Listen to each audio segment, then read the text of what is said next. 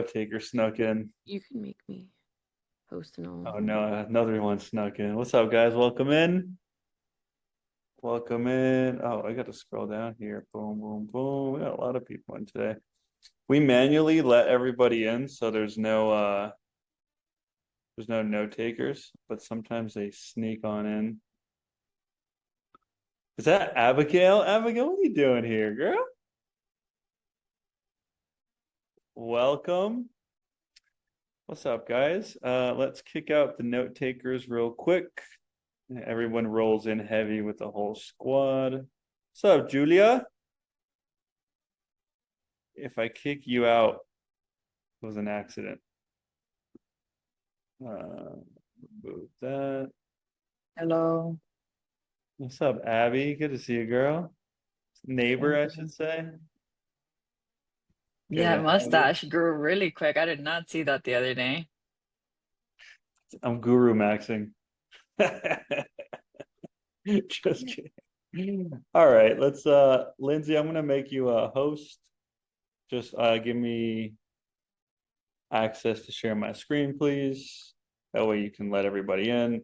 All right, what's up, guys? If you're here, I ask, have your camera on unless you're like with your kids or driving or doing something like that. Just want to make sure that I'm not talking at a wall for the next hour and a half. Guys, let me know how many of you put a one in the chat if you've been on these before. Put a two if you're new. It's your first time with me and the crew. Okay. I said one if you've been here before, right? Okay, cool. Sweet. Some newcomers, some people have been here before. All right, awesome. So I have something. What's up, Samantha? I don't think I've seen you before. What's up, Shantae? Welcome in. Rachel, good to see you. So what I have for you guys today, we did the reframe method a month ago. And so we're going to cover some similar concepts, but what I also included into this training is how do we line ourselves up to even start handling limiting beliefs without it feeling forced, without it feeling like your prospects are like pushing back on you, like, why are you asking me these weird questions? There's a very specific process that I like to go through that typically evokes or surfaces what those limiting beliefs are. And we're going to go into that today. So I'm going to give you guys like some scripted questions, a flow, give you guys some examples, and then we'll do a typical Q&A at the end for the last 30 minutes. So whatever question you guys have.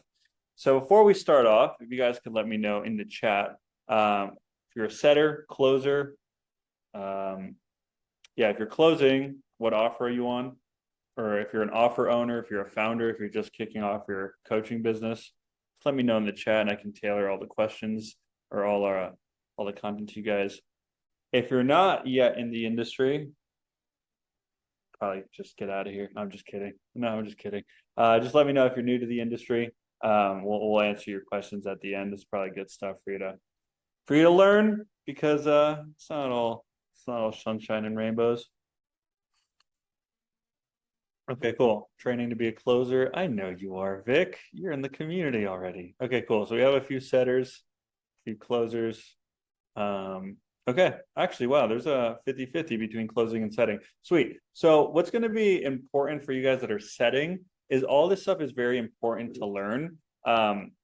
Ask me questions towards the end of what is applicable to a setting call and what isn't, because I do not want any setter here objection handling or mindset reframing on a setting call because your show rate for your closers will decrease. So there's a very fine line when it comes to setting, but when it comes to closing, that's where all the magic happens. Cool, sweet. Any questions so far? No, good. All right, let's dive in. So some of you guys have been here before, and some of you guys have seen my little sob story, but I think it gives a lot of context to how I learned how to reframe, why it's so important, how it can really change the dynamic of how you show up in your sales role. And then, when you really understand this concept, how many layers deep can you go to really help people on any offer overcome their limiting beliefs. I'm a firm believer in our industry, like this is going to come up on 90% of your calls, unless you're selling some form of done for you where you're talking to a very high level, like more B2B, which is going to require a little bit more product knowledge and a little bit more of a data stack. For 90% of what you guys sell in the high ticket space, this is really all I needed to understand to make 20 to 30K in commission and to be able to do that like consistently because Lindsay just sent a request because one 30K month followed by one 2K month doesn't really get you anywhere. Cool.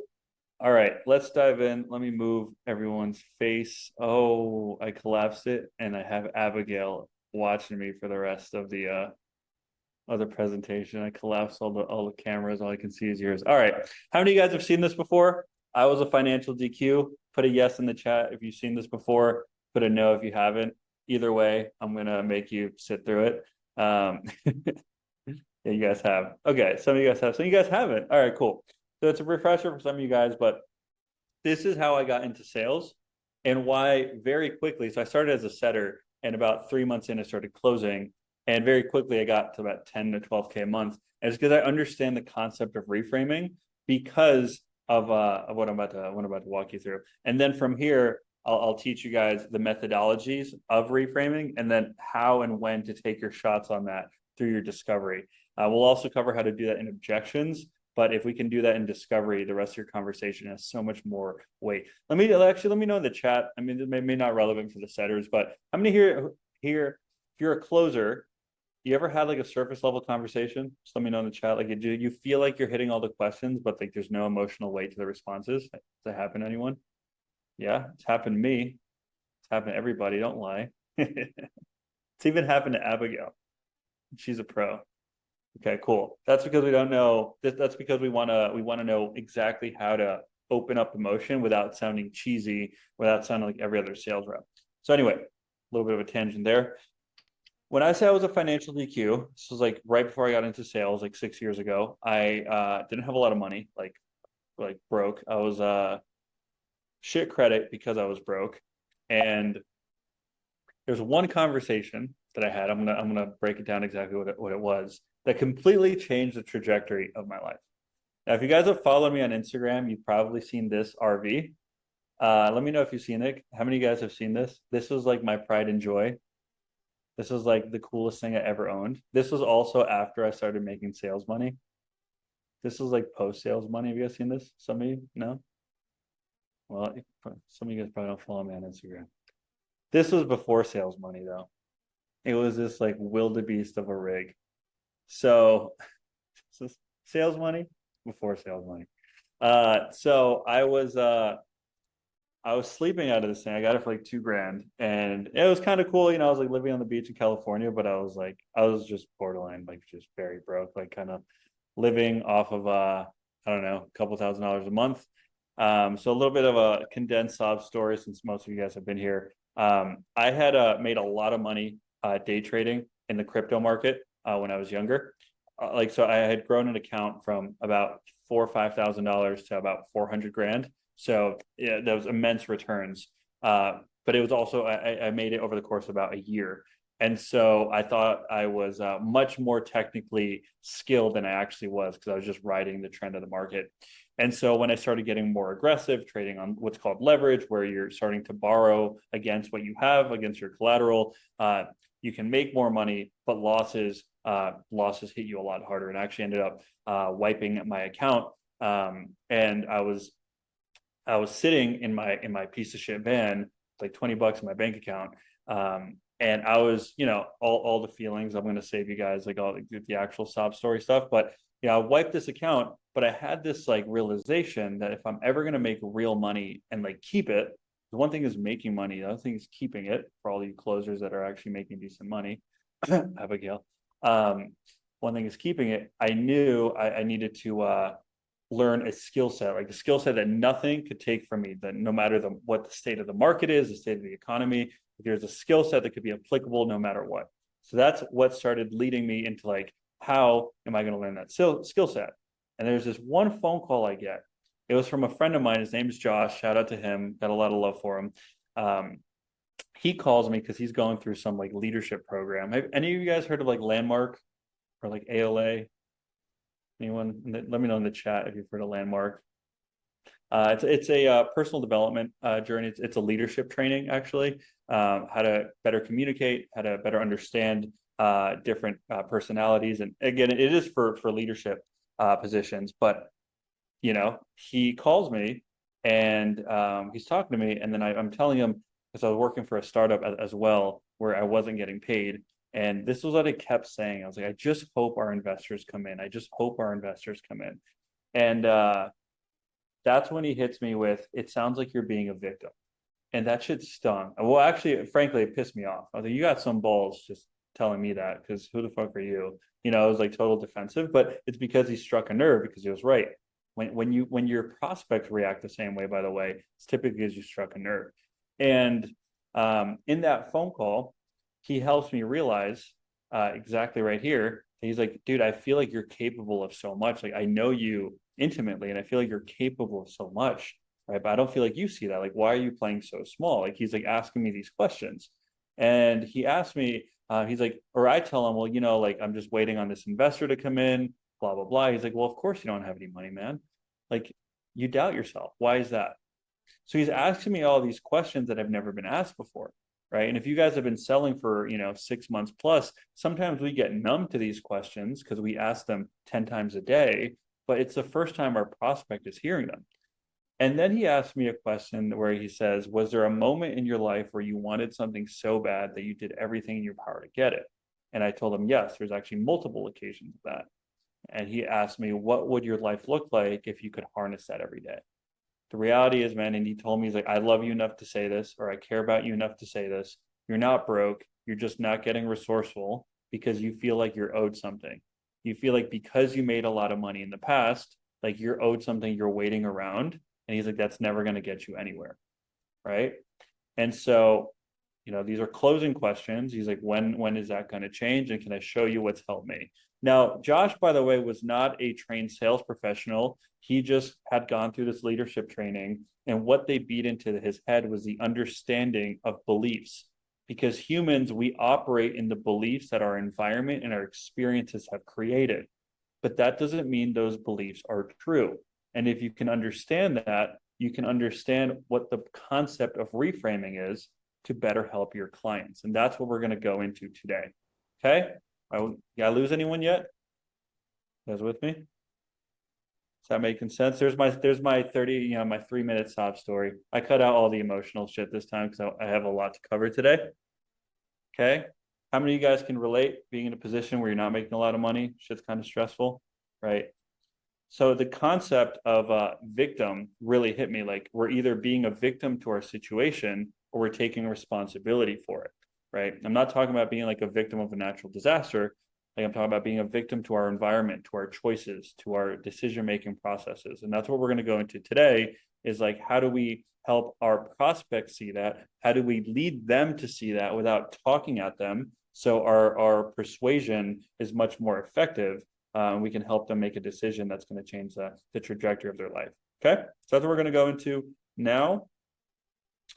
So this is what I've learned through understanding emotional intelligence, and I work with a lot of women. And I think it's because as a man, we are 10 years behind.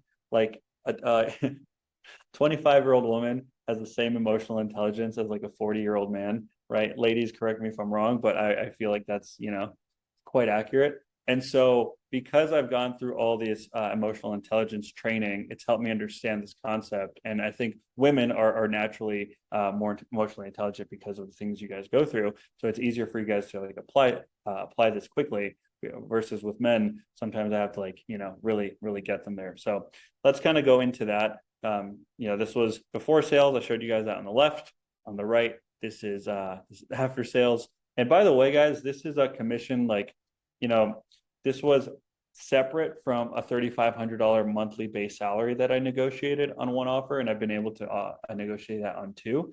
Because when you're a top producer, there's actually so much opportunity in our industry. Now, this isn't typically like negotiating aggressive compensation. You have to be very good. You have to be a top producer, but it is available when you know what to look for. So going into limiting beliefs, in my story, right, when I was living in the van and I was like, I'm just hoping the investor comes in.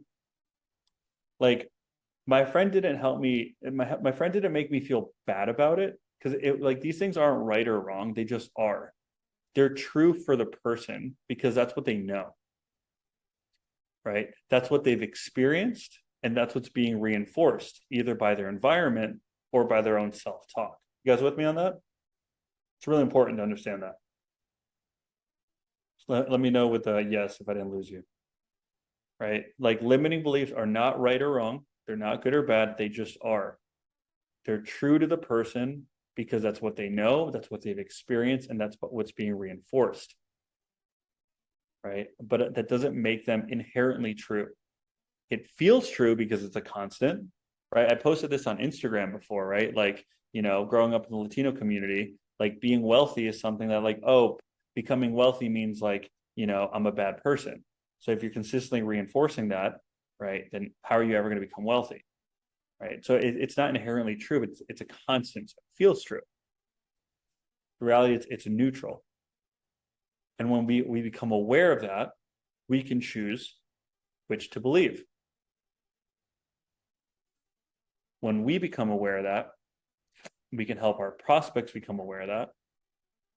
And so if we're going to live in a story, is what I call beliefs, or limiting beliefs, or interpretations of our experiences. If we're going to live in a story, we get to pick one that serves us.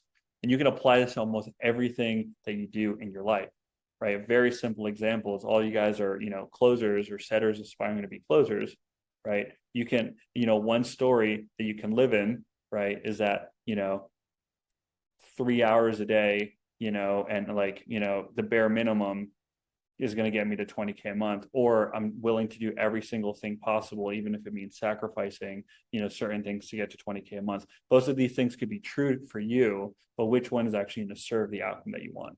Okay, so you can apply this concept to almost everything that you're doing, because in everything that we do, we have beliefs that we make decisions through, and these decisions is what that dictates the outcomes in our lives, right? You guys with me on that? You guys probably heard that before.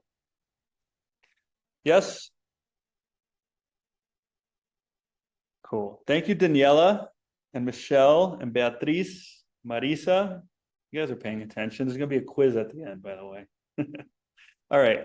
So what is reframing? Someone come off mute. Tell me what reframing is. You guys are all salespeople. I don't know what that means. None of my students can answer that question, by the way. I'm looking at you, Julia. What is reframing? I'd say it's just like changing their limiting beliefs, right? Or how they think of something. Yeah. So changing the way that their mindset is. Yeah. How many of you guys don't know what reframing is? No shame. If you don't, just put a no in the chat. I'll explain it. I mean, Michelle did a good job. She was pretty spot on with it. Whoops, what did I do? It's taking a current belief and helping them see things from a different perspective. Because oftentimes current beliefs result in current outcomes.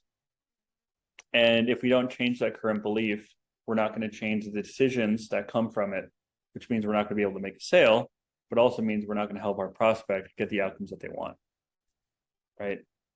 So beliefs dictate decisions, decisions dictate outcomes. So if we want to change outcomes, we need to reframe the belief that prospect has, okay? So in our case, again, this is maybe 90% of the people you're talking to on most B2C offers, or most high ticket offers info, is shifting a broken belief, broken way of thinking into the one required to get an outcome, right? So let's keep going with that. Broken beliefs, like, we're not necessarily here to judge someone. Like, we're not here to judge, we're here to serve them. But they are beliefs that don't serve a person in accomplishing what they say that they want, right? If you say you want to make $30,000 a month, but your belief is that like, you're going to get there just waiting for the perfect job opportunity come knocking on your door, like how are you ever going to get there? It's a broken belief. It's outside of you. It's like there's no ownership there, right? That's a broken belief because it doesn't align with the outcomes that we want. And there's logistical or logical beliefs, and these you can typically objection handle or pre-handle these with logic trapping, right? Like I don't have money, that's why I haven't been able to start my drop shipping business, or I haven't had time because I have 3 kids, that's why I haven't been able to study sales, or like, oh, I've just been researching and looking for the right thing, right? Like these are typically you can typically handle these with like, again, logic trapping, which we can cover later. And then there's deeper core beliefs. So a lot of you guys that sell career coaching or some form of biz op with like, let's say, become a monetize your brand, monetize your social media, like, start a business, right? Deeper core beliefs are underneath the lack of results. I'm not good enough. I can't be a certain way. I don't want to be seen. I don't want to be seen a certain way, or I don't believe it's possible. Thing is, people don't typically reveal these 7 minutes into a sales call with a stranger. Right. But these are the things that sometimes you have a call with someone who feels like a perfect prospect. They say yes to everything in your pitch, and then they don't buy, and you don't know why. It's because they haven't revealed like the deeper cards. Okay. So I'm going to show you guys in a second how we line up our discovery to surface these. Did I lose anyone yet? Ines, did I lose you? Girl, where are you calling in from? It's like dark where you're at. Yes, I'm in France. So actually here it's like almost 11. Love So that. that's why it's kind of dark, but I have my little We love that. Making money don't sleep. Good Yeah. stuff. All right. Is that Chinese or Chinese? Are you laughing? Good try, good try. I get that all the time. Chinese. Chinese. I got it on the second time. All right. Lindsay, who by the way, Lindsay's on my team, busts my balls because she says I'm terrible with names. And it's true. All right. So that all makes sense, guys. Like that's just the concept of beliefs. Let me stop sharing. Right. That like the reason this has helped me get to the point that I was making 20 to 25K comms consistently on multiple accounts. I've sold on like 7 different accounts, is because of like humans aren't that different. Humans are actually quite predictable. And if you can understand these concepts, this is applicable on almost every offer that you sell on. Okay. And so before, however, we start beating someone over the head with mindset reframes, we first must earn their trust. So for you guys that were here on the last reframe method, we actually didn't cover this. This is what I actually teach my students and what my style of selling is. Because, and I'll explain in a second, but if someone's going to feel safe enough to talk about the limiting beliefs that have caused years of pain or years of dissatisfaction or years of unachieved potential, they need to trust us, right? And for people to trust you, you need to be able to diagnose their problem. You need to be able to come across as an authority, even if you're just a salesperson that doesn't know what the fuck you're selling. I think there's some kids in here. I apologize. I saw some kids running around.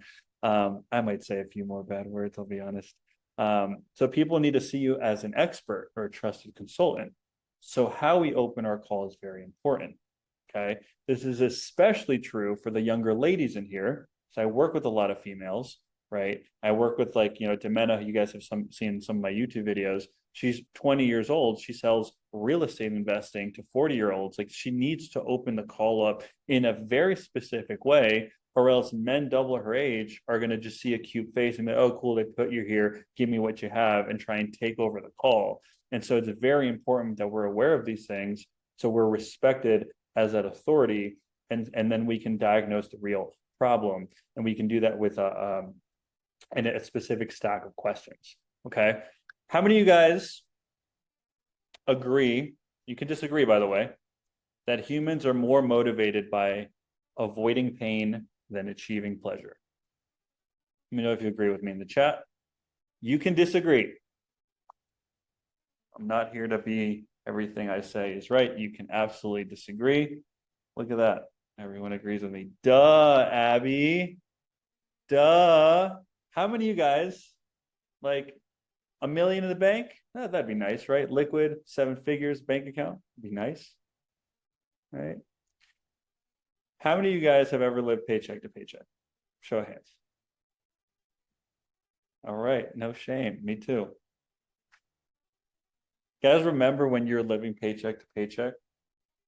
How an extra 2,000, maybe an extra 3,000, maybe an extra $5,000 a month, how like life-changing that could have been back then? Right? How much weight it would have taken off your shoulders? How much breathing room? Right? When I was living in my van, I was living paycheck to paycheck, and when my transmission went out, it was like the most stressful thing. Here now it's like, oh, cool, it's a $3,000 thing, but at the time it was like a mountain, right? And that was a car thing, right? Think about family emergencies, or those of you that are parents, right? Or those of you, I mean, like me, my parents are getting older, like shit has come up over these last years, right? And so when you're living paycheck to paycheck, that little bit of extra 2, 3, 5K can be so motivating. And it's really important to understand that, because this is why I dive into current situation first on a sales call. If you're not on mute, please mute yourself. I've seen some of you guys might already know this and might not sell this way, but I think it's good for people that are within their first year of selling, is that it's really easy to get caught up in your opening call of what is the goal, what is the desired outcome. Okay, you want to make $30,000 a month. What would that do for you? Linz, can you mute whoever's off mute? I think it's Richa, right? So current situation is how I like to start my sales process. After I open up my call, after I hit my connecting questions, why they're here, what they're looking to achieve, why they've decided to book in a call with me, I like to go into like what's really going on. I like to look for some form of results or data, because data, people can't hide behind it. It's going to look different for every offer. There is still data on a fitness offer, just like there's still data on a relationship and divorce offer, just like there is data on a biz op offer. But I like to start here, because my opinion, and this is just like from training at this point over 100 sales reps, is like when I've watched calls, when it's like, hey, welcome to the call, like it looks like you're here to make money, with Amazon FBA. Like, what's the goal with that? What would that do for you? What freedoms are you after? What would financial freedom mean to you? Like the example before, guys, like if you've never had $1 million in your bank account, like you don't know what that feels like. So it's like not motivating. Also, the likelihood of achievement feels like it's it's not attainable.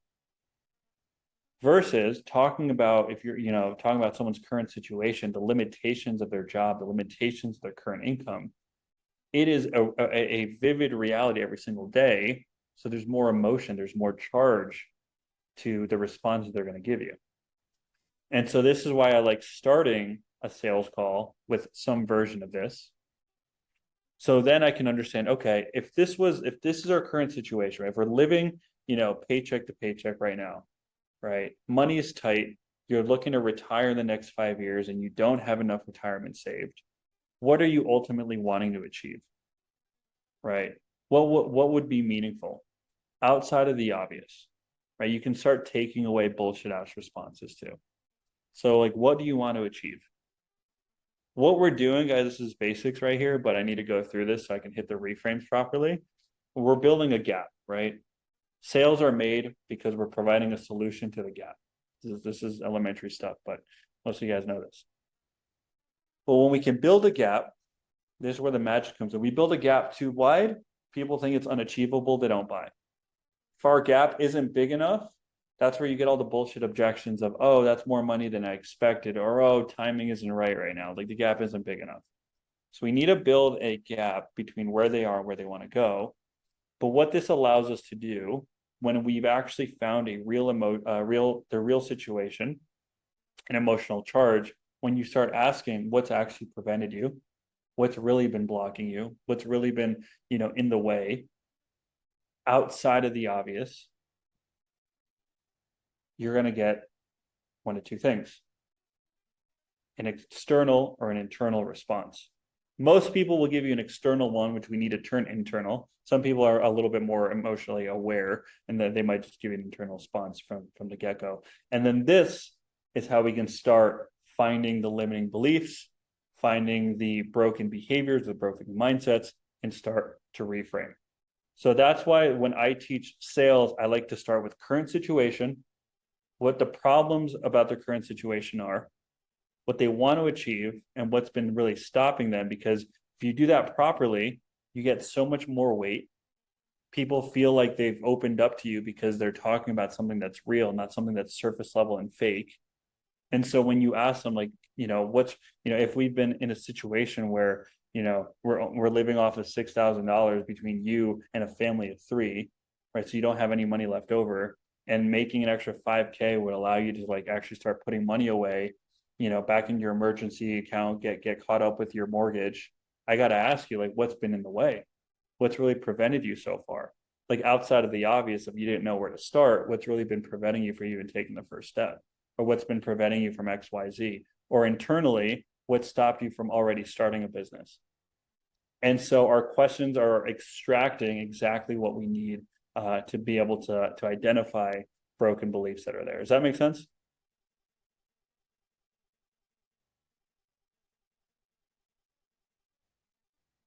Me take 10 seconds, have a sip of coffee. What do you guys just either in the chat or come off mute? Like, what are you guys hearing me say? Like, what's resonating? What's making sense?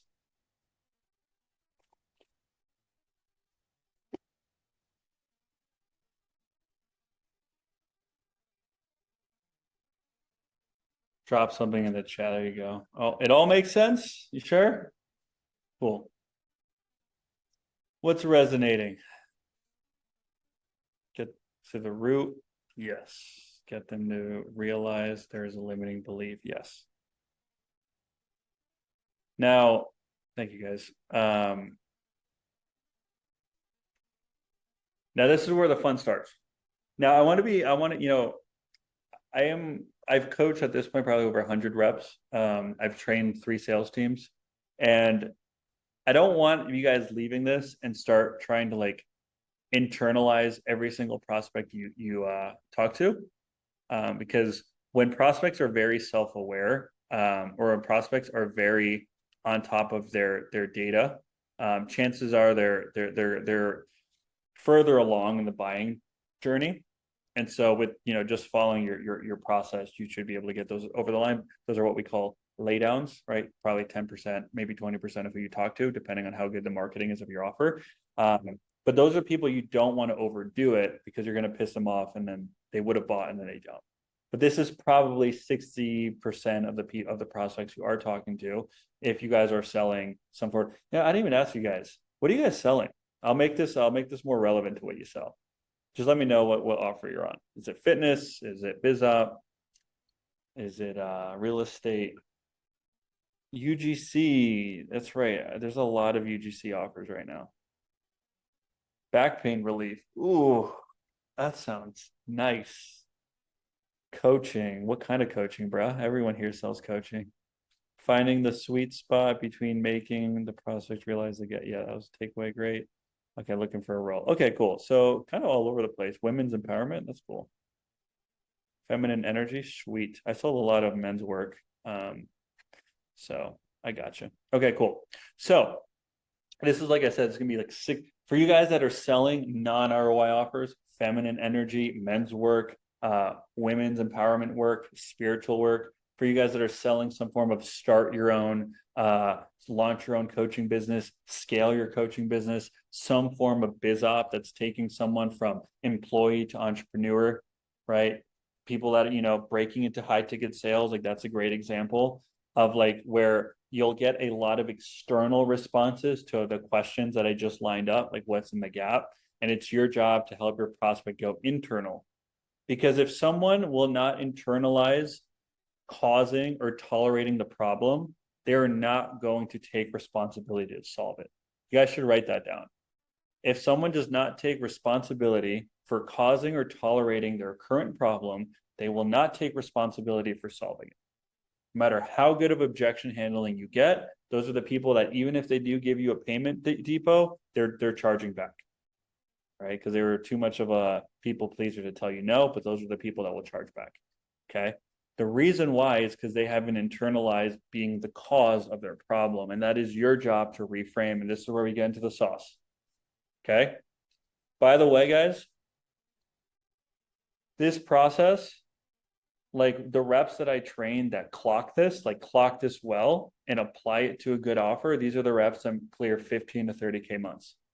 This is a large part of it because this is what is going to set you up to objection handle properly and smoke out all the BS objections. So you're just dealing with money fear. So first, let's say I ask someone that question, right? What's actually prevented you from already starting a drop shipping business? And someone says something like, I don't have money. Okay. We always want to clarify and define, even if this is your 20th call of the day, it is the first time your prospect's admitting these things. So we clarify and define. We're going to say, what do you mean? How do you mean? What's going on? What do you mean no money? All right. We want to make sure we're on the same team. Oh, well, things have been really tight because like I said, I've been living pay. Okay. So you haven't so have you considered taking on a little bit maybe of debt so you can actually start making more money and getting out of your situation? Right? That's a logic trap. I have or I haven't because of blank, because it's risky, because of, okay, so this is the real limiting belief or fear. Okay. So by just following this process, can I have permission to share a perspective? Is it okay if I challenge you on that? Or is it okay if I share a different way of thinking? Anytime you want to challenge someone, guys, ask for permission. This is how we come across as a trusted authority, and we're not just, trying to hard close everyone. It's cool if I share something with you because I've had a ton of these calls, so I see a common pattern. And then we either go for an analogy, which if you guys haven't played with my analogy bot, it is fucking money. It got my cloud account shut down because everyone started using it. Or we go for a challenge, right? Do you mind if I share a perspective, right? It sounds like the very thing that we're here to create more of is the very thing that's been stopping you from even starting. At the same time, it's like when I asked you if you're willing to take on more debt, you said no because it's risky. Do you see how this way of thinking that you're very risk averse, yet you want to create a whole different level of income? Do you see how these things don't work? Because if we keep holding on to this way of thinking, how much longer are we going to go by relying on your job? For this conversation, can we let go of that so we can actually potentially create new results for you in your life? You sure? Cool. This is an example of a money reframe in our discovery. We'll do a live one in a second. Does that make sense? Cool. Sweet. I will come back to that, Victoria. Yes, you're going to want to keep that short and concise. Probably money is fine. I wouldn't mind say reframe fear on a setting call. All right, I don't have time. Who wants to be my prospect? I'll show you guys how I would handle this. Who said that? Vic? All right, Vic. You were quick to raise your hand. So let's say we're on a call. Let's see UGC. Okay. We've understood that you're a teacher, you're confined by your income, you want to make more money. So we've already gone through that stage. And now I'm like, okay, Vic, help me understand, if we've been wanting to leave your job for the last 6 months and we want to be able to make an extra 4 or 5 grand to be able to leave your current employment, what's really prevented you up until now? And go for it. I just haven't had the time. Well, Andreas, we talked about earlier, not only am I teaching to 3 o'clock, but I have so many assignments to correct and I have to prepare for the next day. And then I have to look after my own kids. So I just haven't found the time to really put Mhm. put effort into figuring it out. What do you mean you haven't found the time? So I usually have an hour or two to myself, after the kids go to bed from 9 to 10.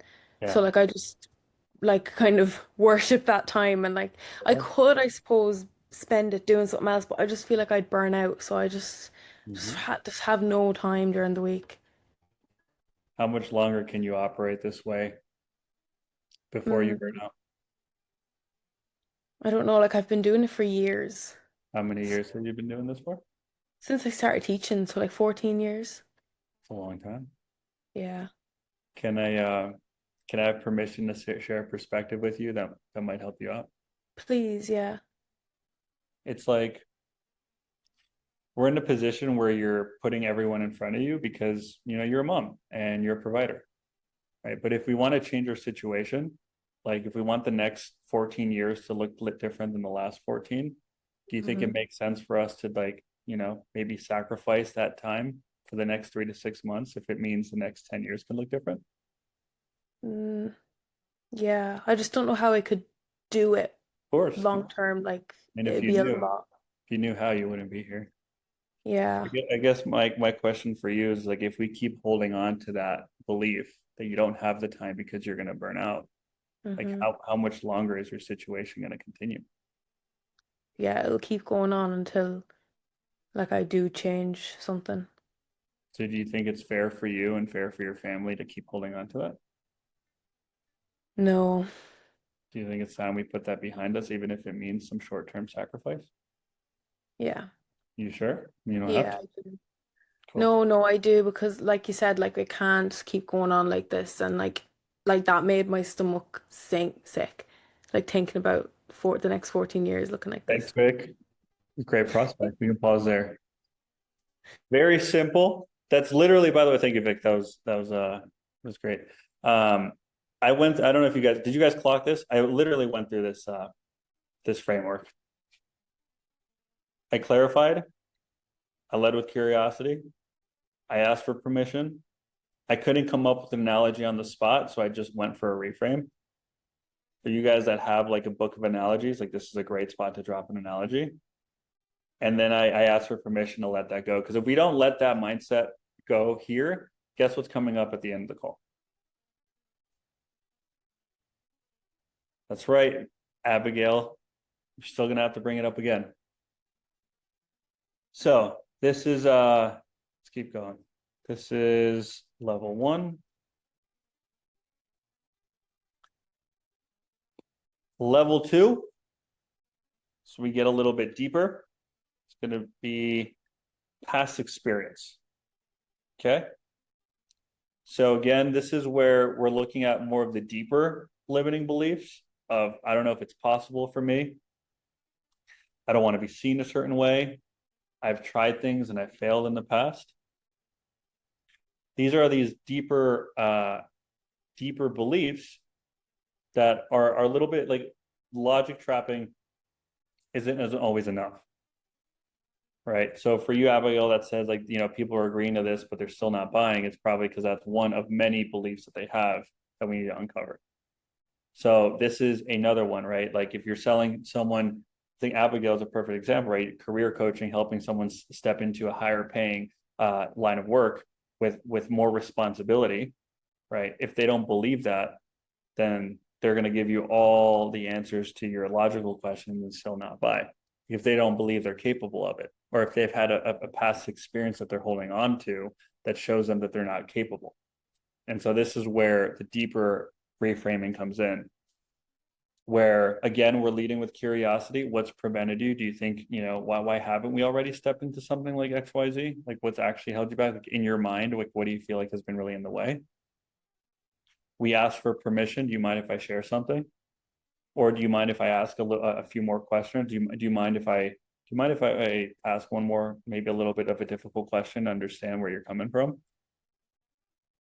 And then we want to understand the past experience, right? Like from what I opened this presentation with, the past experience that created that belief or that story.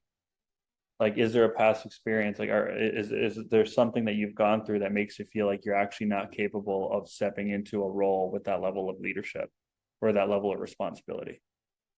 Do you mind if I ask about that? What happened? What did that lead to?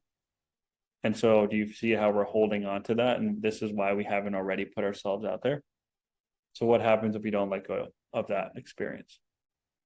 So does that make sense, guys?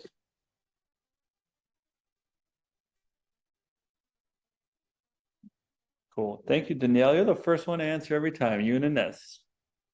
And Chinese. Just kidding. Chinese. Just kidding. All right. So we can apply the same thing to a couple of these examples. What time is it, by the way? Oh, we're doing fine. Right. These are two examples, right? Either I haven't found the right thing yet, right? I've been looking, I've been doing research, right? That's someone that lacks certainty. Why do they lack certainty? Maybe there's self-doubt. Maybe they're not risk tolerant because they haven't built enough proof that they execute on the things that they say they execute on. We don't know. And then there's like the I've tried, I wish, I hope type of language that opens up these types of things. Okay. So let me stop sharing. Someone want to give it a go? It's level 2. I can give an example of role playing this, but I figured I'd put someone on the spot if they want. No? Nobody? Yes, let's go. Ines? Cool. You wanna try and like reframe me? Okay. Cool. I'll share my screen so you have this in front of you. Okay. So let's say you've already asked me my current situation, you've asked me my goals, you've asked me what's really prevented me from already getting started, and we'll take it from here. So Ines, it's not that I haven't started, like I've been, doing research and I just haven't been able to find the right thing yet.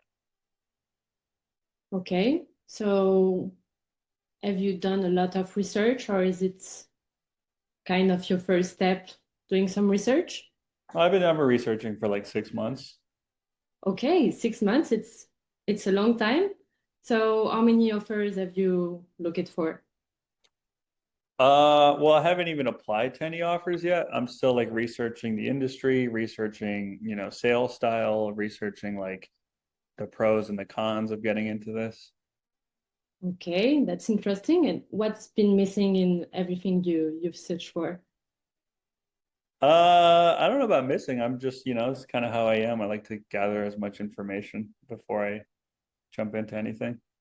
Okay, so may I challenge that for a sec? Yeah, sure. Okay, so you're telling me that you are looking for many things since 6 months, which is kind of a long time. So do you think that the perfect offer exists, or is it more that you are looking for a kind of certainty that maybe is coming from inside you? Probably both. Like I've heard that without a good offer, like you won't make a lot of money. But I'm also a little bit nervous because I've never done sales before. Okay. So is it fair to say that if you keep holding on to that belief that you want to find kind of the perfect offer, and you waiting for a kind of certainty and not be nervous anymore before jumping in, you are risking to actually never do this, because you will never feel 100% ready to try something and to jump in until you actually do it. Yeah. Yeah, I think you're right. Okay. So should I continue, or? Cool. Very good. Very good for putting you on the spot in front of 40 strangers. Cool. I'm going to show you how I would do it. Your flow is fine.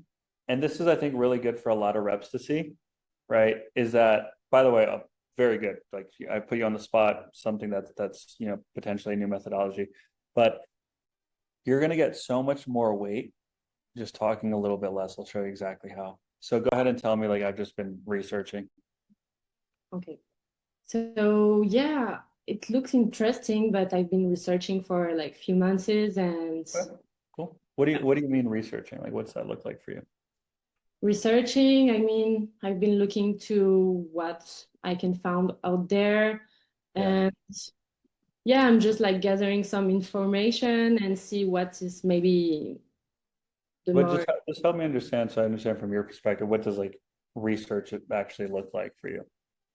researching. I would say it's like getting some information and see if that is a good fit for me, I would say.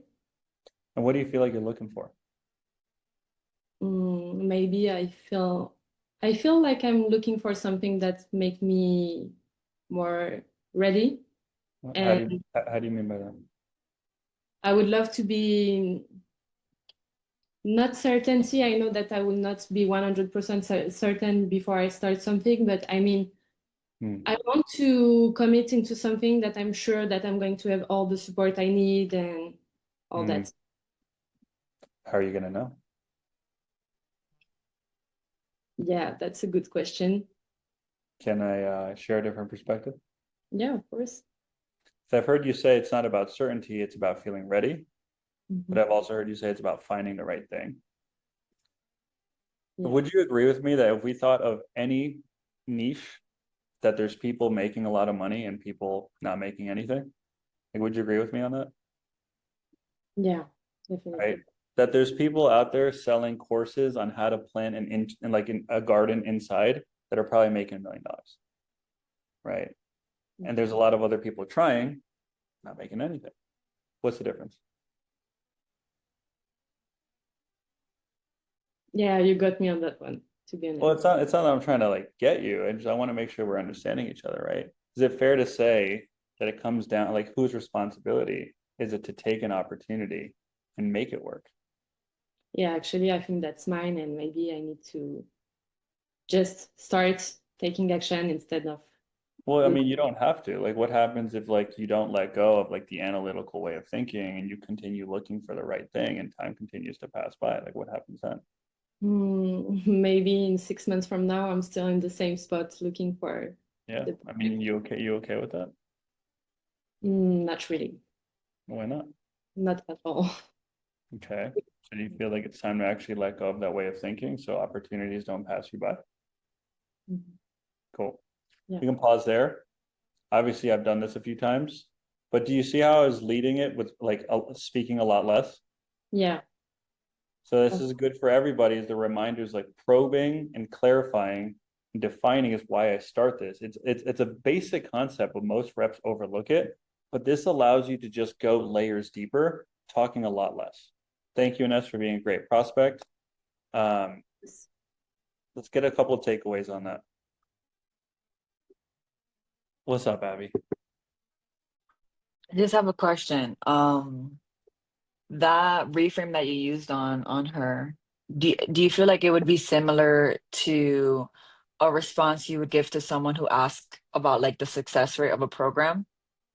Would you Six, give that same analogy of like you've seen people fail, you've seen people succeed, the people that succeed in the program are the ones that take the opportunity and convert?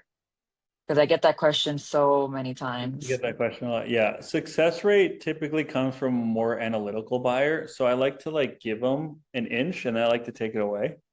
So typically with that specific question, I'll be like, I mean, dude, I could tell you we have a 90% success rate, or I could tell you have a 70% success rate. What difference does it make for you? Like what success rate in your mind do you need to hear to be like, cool, I'm jumping in? So is it fair to say it's not really a success rate? Like because that's neither here nor there. It really comes down to, I guess, for you, like what do you feel like you need to be doing to make sure that the path here that's worked for hundreds of other people will work for you? Like what do you actually need to do? So I like to give that, then take it away and then put the responsibility on them. Does that make sense? Yeah.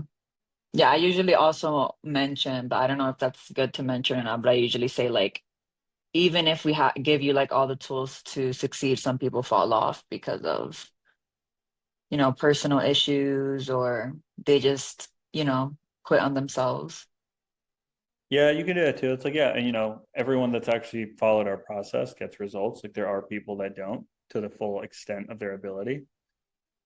I get and you can also pull this with like the guarantee. It's like, we actually have a guarantee, but the reality is like if you don't follow everything, 6 months from now you get your money back.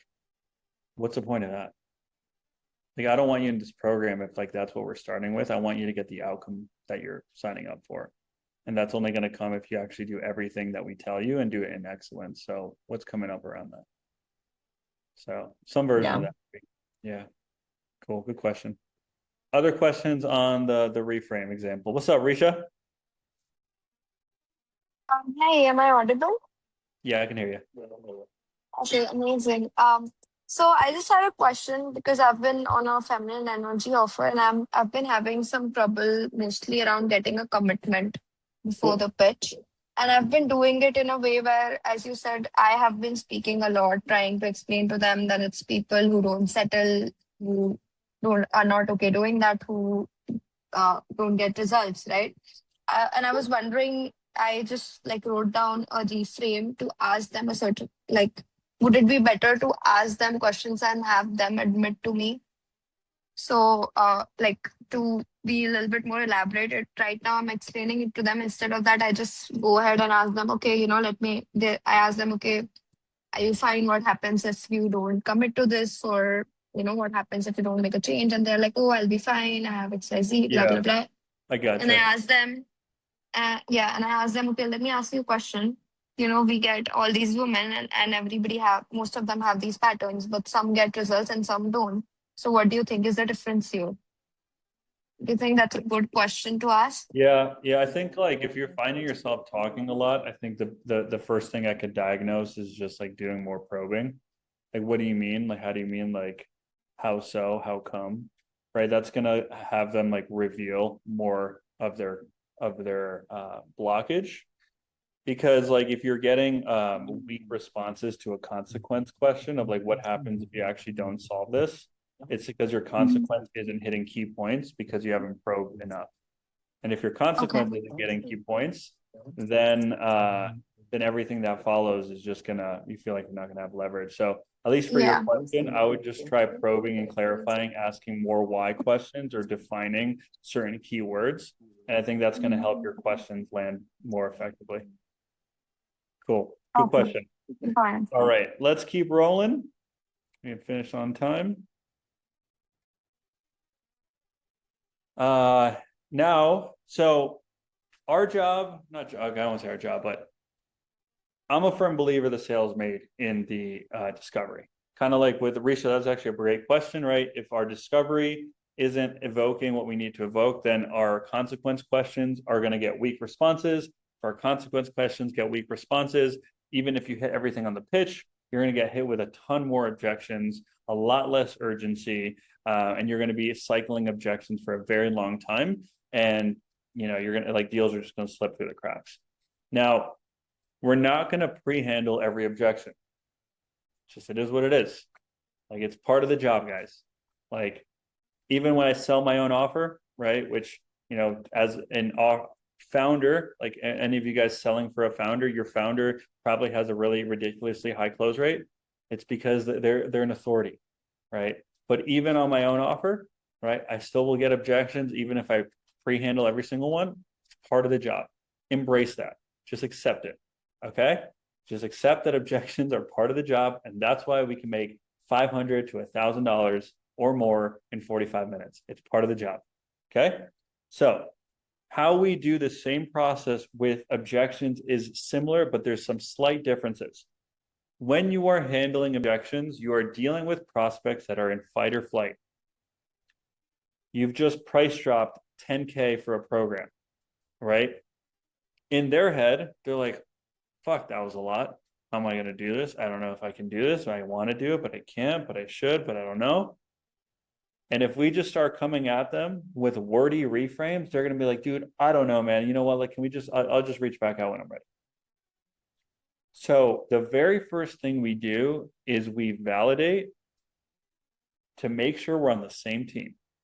So we validate. Some people call it the tie down. Some people call it the confirmation. It's all the same shit. You price drop, someone gives you something I need to think about. I need to talk to my partner. I need to like wait till like, a week from now until I get paid, whatever it is. Cool. We can go into that. I'm not really worried. Do you genuinely feel with everything I laid out here that this can actually help you get to where you want to go? Very simple. Do you genuinely feel with the XYZ that we laid out? Right? Who sells UGC? A bunch of guys. Do you actually feel with like the coaching and the curriculum and the XYZ that this can help you land a few brand deals as a UGC creator? Like, do you genuinely feel like it can work? People will say yes, but it's typically because they're being polite. So we follow up again. Okay, and what specifically makes you say that? Or do you mind if you share why? Or, why is that? Right? That's going to have them anchor back to what you just said. Well, it's because of the blank, blank, and blank. Like, I don't have that, and I feel like that'd be really useful. Sweet. We're on the same team. We've diffused any tension. Now we want to clarify what they mean. When you say you want to think about it, what is it that you want to kind of think through? Maybe I can help you, maybe I can't. If you say, you want to wait till 3 weeks from now till the timing is a little better, like, how do you mean? Maybe I can help, maybe I can't. I clarify and I diffuse. The entire time I'm diffusing tension. Okay? We don't want to avoid tension. Tension's healthy, but we want to diffuse it. Too much tension, we get combative. Okay? Fine line of tension. Tension's fine. Then we ask for permission.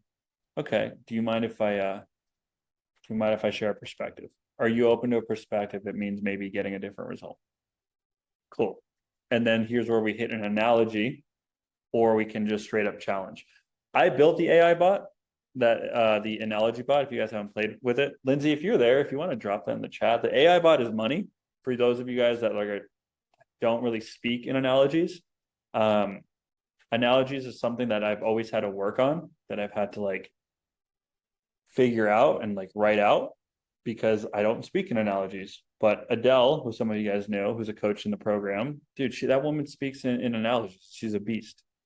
And analogies are very effective during objections because it allows us to take the focus off of the prospect, but still challenge the belief. So, one common one that you guys what's a common objection you guys get? Just drop it in the chat. Let's play around with it. I'm not just talking in theory. Think about it. Okay. Okay, cool. Think about it as a smoke screen. So typically by doing your double tie down, being what's coming up for you that makes you want to think about it. Maybe I can help you, maybe I can't. That will typically reveal the actual objection behind it, but you need to hit your double validator first. So let's go with it's too expensive. I'm broke, already in debt, and I cannot put my family in that situation. No, let's go with that one. That one's fun. Okay. That one is an analogy isn't going to work as well on that one, but I'll show you how I would handle it. So, okay, cool. All good. All good if money's tight. It's part of why we're here. Completely understand. Do you generally feel, though, with what we have here, that this can help you, land your first couple brand deals, bring in some more money so you and your family aren't, as strapped financially? Yes, I do. Okay, well, do you mind if I ask why? Actually, who said that? Ines, come off mute for me. Oh, okay. We were talking before. Perfect. Cool. Sweet. So just go ahead and say, yeah, I'm broke. I'm already in debt. Yeah, I really want to do that, but I'm broke. I'm already in debt, a lot. And I just cannot put the family in that kind of situation just to invest into myself. I gotcha. It's also why we're here, right? Just to make more money, get out of debt. Do you genuinely feel, though, with everything I laid out here, this can actually help you learn the skills required to make more money and get out of your situation? Yeah, I think honestly, if I would have the money, or even but what specifically makes you feel like this can actually work for you? All the program, the support, the structure, everything. But if I don't have the money, I genuinely don't have the money, and I cannot put my family in an even worse situation. Sure. I mean, you're already in a tough spot, right? Can I share a perspective? Of course. The situation that you're in right now, do you feel like your family deserves to be in it? Definitely not. Do you feel like your family, you and your family, deserve to be live another 6 months like this? No. So it's already a tough situation. So you being in the situation, you guys have probably heard this one before, but it's the easiest one. Is that the problem, or is that the symptom of the problem? I mean, yeah, that's a good question, but it's just that can I share what I mean by that? You being in your situation, it's not the problem, it's the symptom. You guys are in a tough spot financially. Why is that? Why are you in a tough spot financially? Because since years I'm doing something that I'm not getting money out of You're it. not making enough money. Exactly. So the real problem is that you're not making enough money because you don't have the skills to already do that. Right. So what we're allowing right now is our situation to dictate our future instead of looking at how can you actually learn the right skills to change your situation. So my question for you is like, how much longer are we going to allow this situation to continue knowing that you are the one that can change it? No longer, I guess. But that's easy to say. The hard part is actually putting ourselves short term in a bit of a tighter situation so the next 2 years don't look like the last two. Do you Yeah, feel like you're actually capable of like making a change? yeah, it's like I know that I need to jump in, but I already invest in myself and I didn't get the return on investment. So now I'm like kind of scary to waste money again. Of course, you should be, right? Not only have you already tried, you're also in a tough situation. I mean, kudos for you for even being here and willing to try again. Question for you is like, are you and your family worth giving it one more shot? Of course. Okay. And I guess for you, like if we don't let that go and we keep holding on to something that was supposed to work out and didn't, how are we ever gonna do something different? Probably not. Okay. So I guess for you, do you feel like it's like time to let that go? And girl, I hear you. It's uncomfortable. It's scary. But like, I don't know. Sounds like another year of being in the situation is equally as scary. So do you want to figure this out together? Yeah, you're right. I think I just need to give one more shot. So we can stop there. Thank you, Ines. That's pretty simple money there. Exactly. Who the hell would say? Exactly. See, like, and here's the thing, guys. It's like I've done this so many times, so I already know what questions I'm going to ask that are going to give me the responses I want, right? So I can build off of that. And it comes from repetition. But when you can understand this, right? We validate, we're on the same team, we clarify, so there's no assumptions. We ask for permission to say what needs to be said or be direct, and then we can reframe them with either challenge, like a challenge statement, like, you know, like I said, is a family worth it? Of course, right? Or an analogy, right? That analogy, symptom versus problem, like that's quite common in the sales industry for biz op. That works for biz op. That doesn't really work for like fitness, right? That works for biz op. You're selling something to make more money. So these are a couple more of like the common ones that you'll get. I just want to save up for it. I just want to, you know, try the free stuff first, and then I'll get back to you. So these are it's the same thing, guys, with this process. You validate, you clarify when you say you want to use like go through the free stuff. Like what do you mean? Right. Oh, well, you know, like, you know, your influencer sent me a recording of a 3 hour masterclass that we all know this person's never going to go through. Right. But they're just trying to like put something in the way. It's like, and then you just ask for permission. Can I just be real with you for a second? Like, it sounds like we're just trying to go through med school using WebMD. Like, how's that working out for you? Because if we're wanting to start a career path where you're making $20,000 a month, why do you feel like you can get away with that just like starting with the free stuff? Right. So that's the energy I have for today with live role plays. Let's do some Q&A. Stop there for a second. Takeaways so far. Start with some takeaways and then we'll go into a live Q&A. Yeah, you can come back, Samantha. Non-ROI offer, it's the same. It's similar. Let me just answer your question, Risha. Like a non-ROI offer, it's like we're finding out the fear or the hesitation. Let's say it's a lot of money, right? Yeah, no problem. Do you feel like this could work? You sure? When you say it's a lot of money, like how do you mean? Have you ever invested this amount in your XYZ? This is the exact verbatim how I used to sell $15,000 men's work programs, no ROI. It's like, have you ever invested this amount in your ability to actually like, you know, communicate and like lead your household as like, you know, the provider that you want to be? No, of course not, man. That makes sense.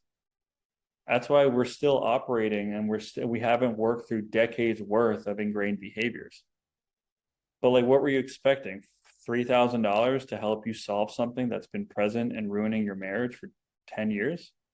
No, man. So is it a matter of like you just don't like have the money, or you like you've never invested this amount, so there's a little bit of uncertainty behind it. So that's how I handle like non-ROI offers. That's typically smoking out the money logistics and then talking fear about like, is it actually going to work? Because with non-ROI offers, it's more about, is it actually going to work for them? So let's go with you, Samantha, and then we'll do some Q&A.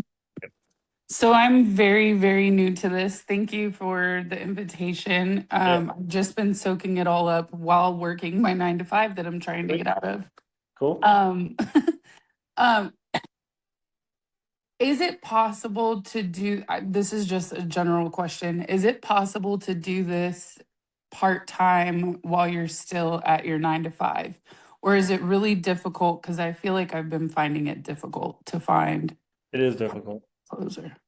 It is difficult. It's just, yeah, I'm not gonna lie to you and say it's not difficult. It is. It's just a matter of like, are you willing to do that, for a short period of time and prove that this is a path for you, right? Are there roles that accept part-time hours, like where they'll give you after-hours calls? Okay. Yep. And your expectation, I think in the beginning, like if you're gonna be part-time or doing after-hour calls, like after work calls, like you're probably not gonna make a lot of money.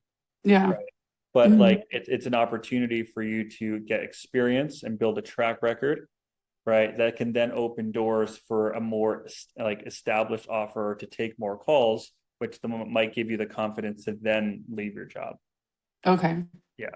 Okay. I would also say like there's a lot of offers that say they're full-time, but if you came on and you propose something like, hey, these are the hours I'm available, this is what I bring to the table, and I can make sure that leads that want to book same day from 5 to 9 p.m. don't get missed. Are you open to giving me a shot? You'll probably find something if you communicate yourself confidently. Okay. Awesome. Yeah, cool. We'll go into Q&A here in a second, guys. I will share an opportunity. I'm not going to pitch you guys here today, unfortunately, but if you guys do want to see what we do on the inside, we don't really like, we're not a, we guarantee you a job organization. We do advanced skill training. The majority of my students that want roles do get roles. Like we do partner with most of the big recruiters in the industry. You can always just DM me training either on school or DM me cafe. I think the training was the last CTA. Just DM me cafe either on Instagram or on school. Or if you'd like, Lindsay, if you want to drop your calendar. Lindsay's been in the industry for a year. She's been in a bunch of different programs. If you want to like pick her brain about her experience, kind of see how she's applied what I've been able to teach her on a few different offers. You can always chat with Lindsay and make sure that what we're doing here is the right thing for you. Tons of sales coaching programs out there. It's like which style do you feel you're actually gonna be able to embody, which community you want to be a part of. Lindsay can kind of walk you through all that. So if you either DM me, cafe on school or on Instagram, and or book a call with Linz. Linz is nice. She won't objection hand to you for an hour unless you ask for it. All right, let's go into some questions. First, let's get some takeaways. Yeah, dude, Victoria, you nailed it. Humans are master self-sabotagers. The objection, how to handle partner who isn't supportive. Oh, that's a fun one. We covered that on one of the other live calls. I'll go into that in a second. Sweet. If you want to raise your little virtual hand or ask a question in the chat, it could be around your current offer. It could be about objections. We could role play something out, whatever you guys will find useful. I got another 20 minutes. Let's start with your question, Victoria. The unsupportive spouse. So typically you're finding, right? Like you can come off mute, Vic. Like, is your partner supportive? And like, yeah, I don't know. That's why I'm talking. I don't think they would be. Right. What's really important is that we don't try to pit someone versus their partner. Because you're a stranger on the internet that wants their money. Right. And people will defend their partnership. Right. So we don't want to pit them against each other, but we want to show them where their perspectives differ. Okay. But also we want to acknowledge that there's love and support there. Okay. Mm. So this is and you can apply this to ROI and non-ROI offer, but let's say, you're objection handling someone for UGC Mm-hmm. and they're like, I would love to do this. I want to talk to my partner. I don't think they'd be on board. Yeah. Okay. I gotcha. Acknowledge, no worries. I've heard that before. Can I share a perspective? Okay. And so this is where we want to show different perspectives and how that is impacting them. Like, what's your do you mind if I ask, like, what's your partner do for a living? Oh, they're a software engineer. Okay, so they have a little bit more of a stable income, right? Okay, gotcha. So can I share a perspective? Like this, like I'm sure you guys, like, this has nothing to do with your marriage, that you guys love each other, all the things. But is it fair to say that you guys might look at the world a little bit differently? It has nothing to do with your relationship, but if your partner, right, has been working a, salaried, stable position with benefits, that they're going to look at entrepreneurship very different than you. Mm. And it's not to say that they don't love you, it's just their perspective is different, right? Their values are more stability because maybe that's what they've had to do for your family. And so now they're going to look at things from one perspective. Meanwhile, yours is a little bit more risk adverse. Like you feel capable of being an entrepreneur, and that comes with being a little bit more risky, like taking risk and betting on yourself. But if you, who has these dreams, takes on this perspective, how are you ever going to be able to accomplish something that requires a different way of thinking? Mm. So it's not to say that your partner doesn't love you, but for you to actually achieve this and prove to them and be able to be the proof that changes their perspective, what do you feel like you need to do? Oh, that's so smart. Yeah, that's a good one. I never considered like what is the partner's perspective? And it's okay that you're different, but trying to create an understanding and still Yeah, kind of trying to see. And then if they're like, but I still need to get them on board, like they're paying half. sure. Well, let's how about you pay half now? Would you say that? Yeah. You gotta Okay. smoke it up. All right, cool. Well, you pay your half now. Well, I don't know if I want to do that, but do you see why I'm offering it? It's so when you go and talk to them, you doing this isn't conditional on what they say. Because if that's the case, how are you ever going to put yourself first? Yeah. Whatever it is. Okay, But yeah, fire. like I've smoked. I've done that before. Like, all right, cool. Like, what can you do? $1,000? All right, you do $1,000. Go talk to them. Get that way you collect some cash. Okay. Yeah, good question. Perfect. Thank you. Yeah, with as someone that's I'm very entrepreneurial. I've invested a lot, and like, it's not every relationship is like this. Like, my relationships are different than everyone's, but it's like I make a decision and then I talk to my partner because it's like, hey, this is what I'm doing for us, right? And I learned that because my ex-partner, she was very risk averse. So every time I was investing, 15 grand into a coding program, she's like, "Fuck are you doing? What do you mean?" Right? And so I realized that it wasn't that she was trying to stop me from my potential. That was her perspective, right? She grew up with certain money beliefs, that stability is more important. And for me, I was like, no, I want to make way more money so I can retire at 40. And so the love was there. The perspectives are different. So it's a good one for, you can challenge men and women a little bit differently on that one. All right, let's go Ines, then Marisa. And Linz, if you want to drop your Cal, don't be scared of Linz. She's sweet. But if you guys have questions, keep them coming. Raise your little virtual hand so I don't miss you. Go for it, Ines.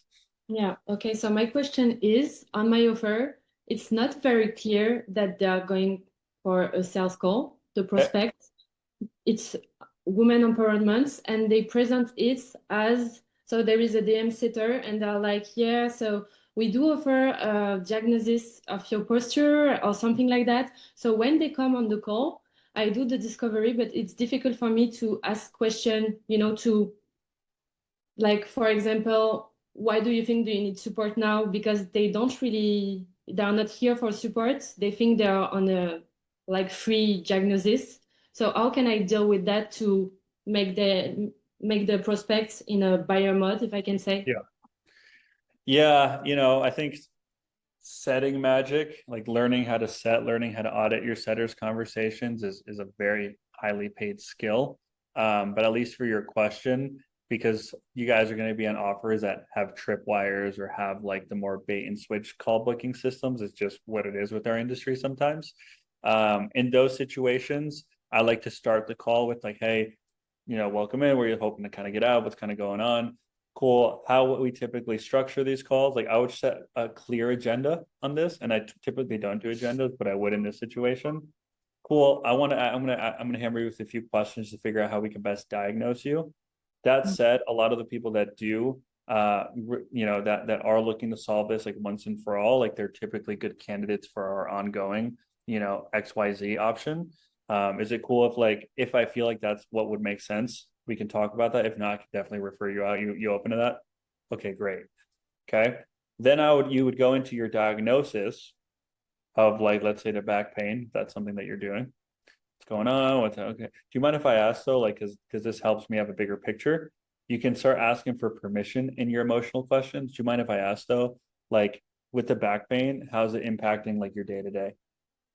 So then like you're asking for permission for those probing or amplifying questions.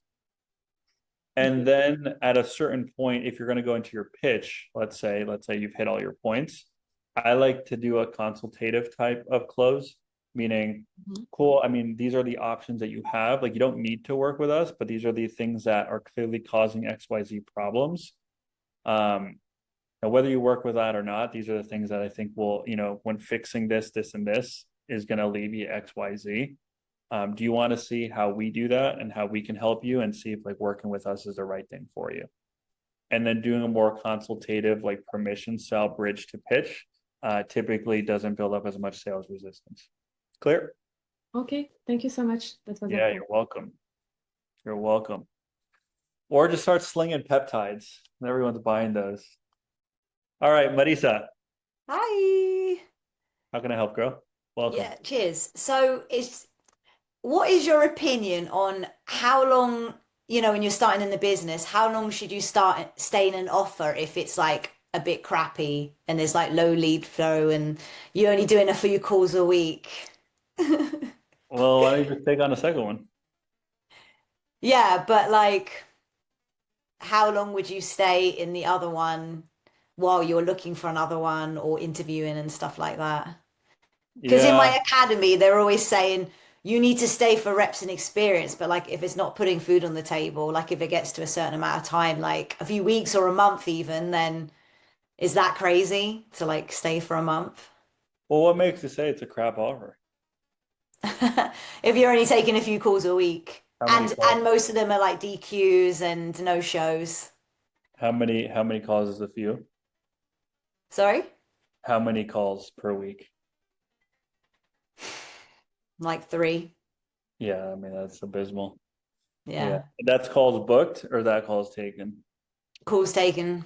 Yeah, so anything under 10 calls like booked per week, like just take on a second offer. It's I would keep it just out of repetition. That way, like even if they're DQs, like you're gonna get more training value on a live call than a role play, right? Yeah.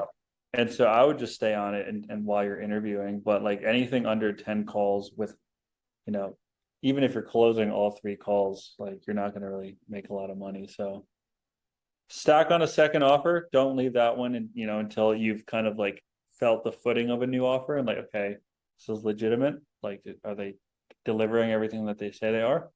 And then jump ship. Yeah. Okay, cool. Thanks. You're welcome. What's up? Husam? Did I say that right? Yep, you said it right, man. How we doing, man? How's it going?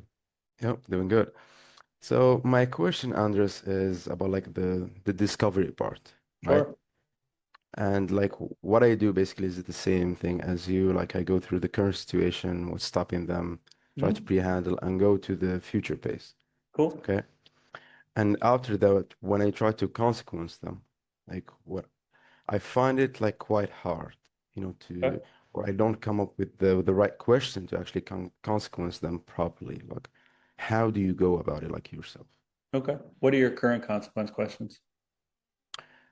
I mean, when he just, just say what's gonna happen if everything is going right, when he feels like on top of the mountain thing, I just ask him, well, if that's how you feel, if everything changed now and you go with that and all of that.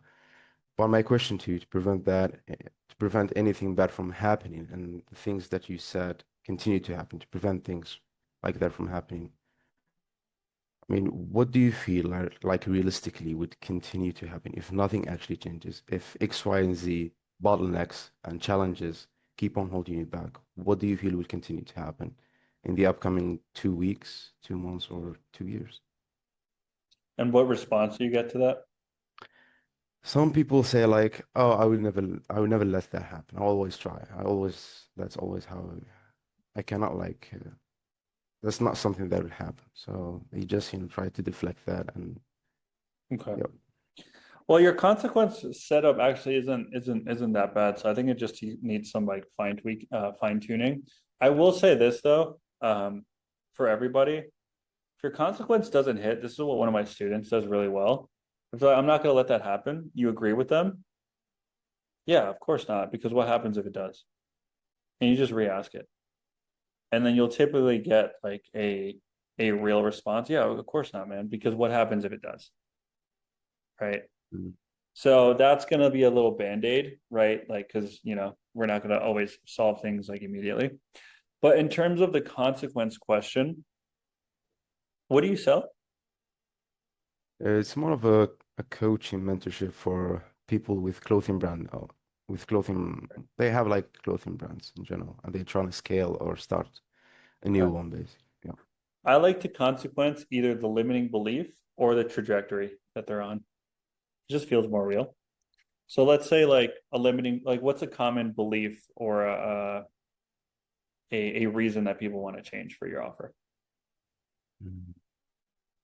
Because they try to escape their 9 to 5, or they trying to help their family, and they Okay, cannot do it with what's happening cool. with their life. Yep. And like, why haven't they already launched a business? Mm. Sometimes they say something like they didn't have like the time or the capital, or they just tried to do it by themselves for that, just Okay, trying to go over YouTube videos and stuff like that. cool.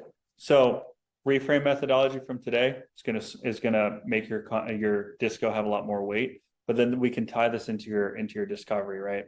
So let's say someone is like, oh, I've been trying to do it on my own. We reframe that, right? Like, what do you mean on your own? Where's that coming from? Why do you feel like, this is something that you need to do on your own when you can work with someone to get there 10 times faster?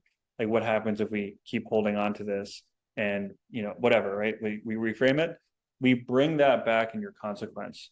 So I gotta, so with the consequence, I think the top of the mountain was fine. Like, what I really want to understand is like what happens or what's the level of urgency here? Because what happens for you, man, if we keep operating this way, if we keep operating that like we can figure this out, operating out of ego, right? Not accepting help, not willing to seek help. And at the end of the day, it just costs us more time and it costs us the ability to actually support our family in the way that we want. What happens if we keep holding on to this way of thinking for another 6 months? Like what happens then? So you consequence the way of thinking. So like it's very difficult for someone to be like, I won't let that happen because they have been letting it happen. Yeah. So then you're That's going to get a more weighted response like, yeah, fuck that. I mean, it'd be more of this. Then you can hit your follow-up question like, are you willing to settle for that? No, how come? And then go straight into your closing ladder. yeah. That definitely helps. Yeah. Yeah. So Consequence was probably my strongest part of my closing call. And it's because I learned that like, what is the mindset or what is the trajectory that they're on? Another one that will work too, if like the mindset wasn't clear in the beginning, is consequencing with the timeline, right? Especially with people that are like, closer. Once you figure out their age, but what happens when another 2 years go by? You're no longer 34, you're 36, you're looking at 40, your kid's growing up, and you still haven't actually figured out a way to like bring in more income to provide for them in the way that you feel capable of. What does that actually look like? typically like that will sting harder, and people will like, visualize it, so they'll typically give you a more meaningful response. That's true, man. Thanks. Thank you. Gotcha, bro. Good question. All right. Who's next? What's up, Chineze? Yay. What would you say is the balance, right? Between like trying not to sound too closey on a setting call? Uh, Because too yeah, close. yeah, like digging too much on a setting call. Um, we want to just look for data and dissatisfaction. What do you sell? I don't sell anything at the moment, but like when I do role plays and things, I feel like I dig a lot. Okay. Yeah. Um, Like when I've told people to be a bit more difficult, I just kind of dig, and then it gets to a point I don't know if I'm digging too much. okay. Like I've got like the base pain, but like should I be digging like much deeper or just focus on creating urgency? Probably just urgency. Like the magic with setting is like getting someone into admitting their dissatisfaction or their pain Mm, enough that like they're going to show up on the closing call. okay. But if we go too much, like I Yeah. said before, people will be like, "Oh, dude, I'm not showing to that call. They're just gonna rail me for an hour, you know?" Yeah. Yeah. So what you want to what I like to do is like, let's say they've opted in, why they opted in, why us, what's the goal, why now, Hmm. some form of data. What are they doing? What are the results they're seeing? Like, are they happy with that, or do they feel like they can, progress faster? Why have they looked at us, or what else have they looked at? Some version of those questions, and then I would go into cool. That's kind of what we do here, and offer a call. Okay. Your setting call doesn't need to go more than 5 minutes on an outbound dial. Okay. Cool. To answer your question, Yeah. Yeah. Yeah. cool. I mean, that's kind of what we drill on in the paid community. Mhm. But from the context you've given me, like, don't overdo it. Like, Yeah, because I feel like when I try and keep it surface level, people give me like feedback of, oh, you could have gone in deeper, and I'm like, it's like a 10-15 minute call now. I probably don't need. give I me can't. give me an offer, and I'll set you right now. I'll show you how. Just do like a UGC one or something. Cool. Ring ring. Yeah. What, as in like, what do you mean? I'm gonna call you right now as if you were a prospect. Oh, okay, yeah. Ring ring. Cool. Hey. Hey, I'm totally gonna butcher your name. Is that Chineze? Yes, it is indeed, yeah. Hey, how you doing? I guess I got it right. This is Andres from XYZ at UGC Creators. That kind of ring a bell? Yeah, yeah, yeah. Sweet. Looks like you opted in about potentially learning more about how to, land some brand deals online. Is that something that you're still looking into? Yeah, definitely. Yeah, 100%. What caught your attention about that? It's just like about making money online. Okay, Yeah, sweet. it seems like a What has you good wanting to way. make more money online now? Like things are a little bit fickle at the moment with like What, my job, what do you mean fickle? and fickle in the sense that, like my job's like great, Yeah.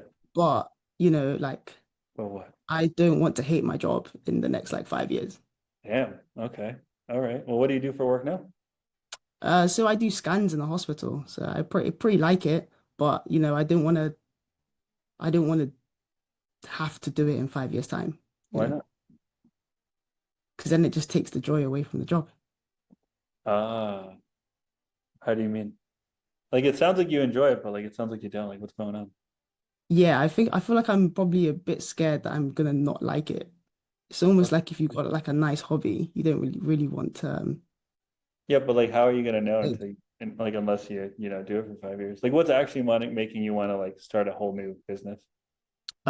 definitely like the money would be a great aspect. Okay. And like not How much? having to work for someone else's business. I feel like that's probably the most How much are you making right now? Like as a uh, scanner? about 3K a month. Damn. How much are you working? Um, about like 40 hours a week. Okay. 3K for full-time work. Okay. I mean, I don't know. Is that like enough for you, or how do you feel? I mean, probably not in the next five How, years. How come? Because then there's probably going to be more layers to my life, like family and things. 3K is Okay. not enough. Yeah, I hear you. Okay. What have you kind of looked into up until now to make more money online? Nothing. Just this is my Nothing. How first come? shot. First Yeah, what's shot. going on? Huh? What's going on? You haven't looked into anything? No, I think I've just had this realization in the past couple Well, I'm days. glad our ad came across your algorithm. I mean, like it's all that all the time I have right now. But I feel like if you're actually wanting to make more money online, like this is exactly what we help with. Um, I think what would make sense to us is to book you on with one of our enrollment specialists to kind of figure out what you actually would need from us to get the support to actually make more money online. And then we can kind of share the different options that we have. How does that sound for you? Yeah, sounds decent. Yeah. Okay, we can pause there. I'll book you on a call. I found Yeah. what I needed. You're not making enough money. Yeah. Yeah. That's Yeah. all I need. You're not making Okay. enough money. You probably if I start probing on like, oh, kids, you're gonna have kids soon. Like Yeah, that's the you thing. just Yeah. fucking out. You just dialed me. Yeah. Like you got to I remember, tried like to raid you with that. yeah, people are gonna like try and get you off the phone, and if like you start asking, oh, are you trying to have kids soon? Like, is that like a on the Yeah. horizon? Like, dude, what do you want from me? Right? They're gonna just try and like take the frame over. So I was like, cool, not making enough. How come? Okay, it's everything I need to hear. What have you looked at? Okay, what got your attention about us, or what have you seen from us that made you feel we could help? Yeah, cool. That's everything I need to know to feel like our enrollment specialist should talk to you. Okay. Book the appointment. Nice. That was Thank what, you. 4 minutes? Who was timing Yeah, that? that was not long. That was literally like Yeah, 5 minutes. that's my Yeah. point. Yeah. Thank you. Yeah, hit me, bro. Do I have another chance? Yeah, go for it. Okay. So, like, out of curiosity, Andres, speaking of this setting call, like, what question to actually, ask to qualify the prospect properly, say, without, triggering any resistance or something like that? What do you feel like? How you can tweak that? So for biz op offers, it's off of current situation. Well, what do you do for work, man? Right? What do you do for work now that has you looking into this? Well, what's making you want to leave that? Make more money? Well, how much you making now? Right? With biz op, if they're making, I don't know, any sort of money, I'm probably taking them. If they're like, what do you for work now? Like, oh, dude, I'm unemployed right now. I'm in between jobs. I'm like, I'm probably gonna qualify them a little harder. Like you're in between jobs, man. Like, what has you wanting to start a business right now? It seems a little bit, a little risky. Well, yeah, I mean, it kind of does, but I have like some money saved up. So, all right, cool. Right. So let those questions kind of like dictate it. I'm not quick to financially DQ people. I mean, you kind of heard my story, right? I was a financial DQ. But for a non-ROI offer, that might not make as much sense. So what I would be doing is as the call is booked for any of you guys, so like let's say like women's empowerment, cool, I'm going to book you on a call with our enrollment specialist. I will say like the work that we do, we really go layers deep into XYZ. We're able to accomplish in 3 months what people in talk therapy take 6 years to do. Obviously, because of the speed of transformation here, like we're not a $200 an hour type of program. Are you actually willing and wanting to invest in solving this as quick as possible? We have different tiered options. We have options that range from a few $100 a month, maybe to a few thousand, depends if you want to walk or if you want to run. Does that completely scare you off? Okay, fantastic. Let me put you on with XYZ advisor. That's how I would do a non-ROI one, because like you're not typically asking what they do for a living as much per se, but for the typical biz op, just let their current situation give you shots to take. By the way, though, if people are like, yeah, man, I don't know, like I am working, but I have a lot of debt, like I would still take those because with Clarity Pay and financing options now, like you can get a lot of people over the line. Yep. Got it. Thanks, man. Yeah, good question. Michelle, Batan, Huss, Emily, Beatrice, Daniela. Daniela, you were like engaged the whole time. Now you're here with your camera off. What's going on? I can't have my camera. My kids are in the background, so I didn't want to like have them like hop on. But I'm listening to everything. I actually did have a question, You got and I'm gonna have to mute myself in between. But I'm on this back pain offer, and a lot of my problem is from they just have normalized their pain so much to the point where they don't really see how it's affecting them day to day. And so I have a really hard time getting them to realize that this pain is like limiting them in life in general. But when they tell me, oh, my pain is like at a level 3 or 5 on a daily basis, I could still work out and do everything. When I hit them with the price at the end, they're like, yeah, no. I don't know how to really like build that gap for them at that point. Yeah, that one's a good one because like that hits home for me because I was like dealing with the shoulder injury for 2 years Mm-hmm. and finally invested in like I've invested in things, but like it got to a point I was just like, whatever, I'll make do with it. And if someone had hit me with like a 7K high ticket program, I'd be like, no, I'm good. So like from my own experience and maybe a little bit biased is like one, I would ask them, so just help me understand like the pain, 3 to 4 like isn't that much, but like can you help me understand through your day to day where is this actually impacting you anyway? Do you feel like you're compensating? Do you feel like you're holding yourself back from actually like operating at, at a level or holding yourself back from a level of activity that you might be capable of otherwise?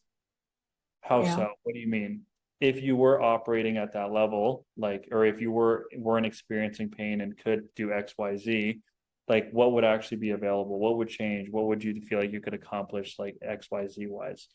So you can start like pegging it to you can start future pacing what is possible, what they're Mm-hmm. missing out on. But then you could also like just bring that up. Like if that's a common thing that your avatar is saying, just bring it up. Be like, by the way, like I don't want to make any assumptions, but we talk to a lot of people like that have experienced this pain like you for over a year. So they start to normalize it and they just start to be like, oh, this is just part of my day to day. Do you feel like that's accurate for you? Okay. And Yeah. so I would do something like that, like, oh, I mean, yeah, I've never thought about it. Okay. And like, do you feel like that's just because we haven't found a solution? So help me understand, like, if we, what do you think you could actually be doing or experiencing that your pain has been stopping you from? And then you just probe into that, 5 layers deep, and that's going to give you more urgency. Okay. And would you, because this offer also has like a do it yourself kind of route where they pay like a low ticket thing, they get a course, and then we upsell them on the one-on-one, right? So when they're starting to tell you like they normalize it, it's not that deep, how do you get them to realize that that low ticket offer's not going to be their like saving grace kind of thing? And the one-on-one is, if it's such a like a normalized pain and it's a low level pain. That's where you can start. Yeah, Lindsay's good at this. What are you saying, Lindsay? Help me understand why you're not seeking help fixing this. Why you are seeking help. Yeah, there's a good one. Like, Oh, okay. what's the rationale, or help me understand why you're even seeking help if the pain's not that bad. Like So anti-selling a little bit, you yeah, so mean? gatekeeper, which Lindsay, of course, you were trained by me because that's exactly what I was gonna say. Is like gatekeeper, like pushing away. Like I guess I'm a little confused. The pain isn't bad. Like what? Why are we looking for help? Or I would say, and being real with someone, I'll be honest with it, we have more inexpensive options, which are, a few $100s a month. The reality is like it's not going to be that much different from you like actually just going on YouTube videos, and I don't think that's going to serve you because there just isn't there needs to be urgency if you want to solve this. So I Yeah. guess for you, like, is that something you're like, would you really like want to solve this, or is that just like, something that would be more of a nice to have? No, I would actually want to. Okay, but like, how come though? Because it's going to take more time. It's going to take more, X, Y, Z. So you could like that gatekeeper energy, I think would work well for those types of people. Okay. That Does that makes answer the sense. question? Thank you. Yeah. Awesome. Interesting offer, by the way. Back pain. Very, very interesting offer. I mean, I like it. It's just you really got to dig into pain, and some of these prospects have normalized it so much that they won't. They won't. Yeah, I think like going into like how it's impacting their day to day, even into like some visualization. So I have a Hmm. student that sells like functional medicine and functional gut health, right? And she deals with a lot of people that have normalized it. So she's like, okay, but Yeah. help me understand your day to day. Like, and like this is kind of, going into the weeds, like how many times are you going to the bathroom? How much time are you actually going into that? How's that like Mm-hmm. actually impacting you? Like you going to the bathroom this many times, is that affecting your energy level? How so? What else are you seeing that this is stemming into? Like it sounds like we've normalized this because like the way you're answering your questions, it's like what if this wasn't normal, or what if it didn't need to look this way? So Yeah, have fun selling it like that. for sure. Appreciate it. Thank you. Gotcha. What's up, Michelle?